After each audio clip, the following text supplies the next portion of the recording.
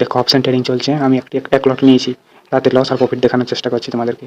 হ্যাঁ, এবার দেখো আমি জিনিসটা, এই যে 35 টাকা 75 পয়সা, এটা লস মাইনাস, মানে এটা লস হয়েছে, আমার লস হচ্ছে, কিন্তু বাট আমার লস নয়। কিন্তু এখানে কি হয় যে প্রিমিয়াম যদি নিচের ধারে নিতে থাকো ওটিএম, তাহলে প্রিমিয়াম কমে যায়। এইখানে আরেকটা জিনিস দেখো, তোমাকে দেখাচ্ছি।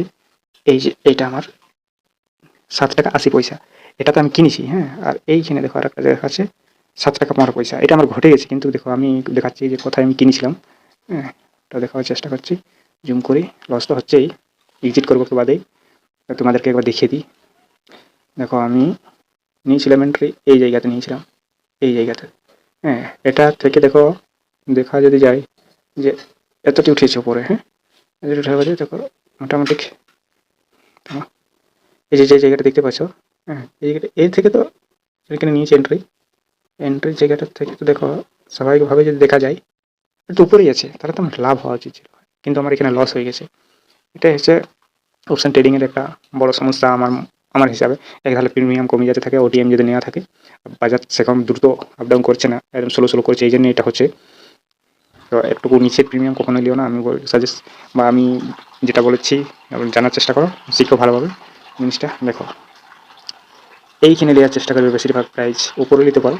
কিন্তু এই নিচ ধারে কখনোই নেবে না, নিচ ধারে আমি নিয়ে পস্তাচ্ছি, এটা আমার ভুল হয়ে গেছে। এই ধারে আমি নিয়েছিলাম, এই লাইনে দেখো, এইটার মধ্যে আমার ছিল। হ্যাঁ, এইখান থেকে দেখো, এইখান থেকে কতটি ডাউনে আমি নিয়েছি।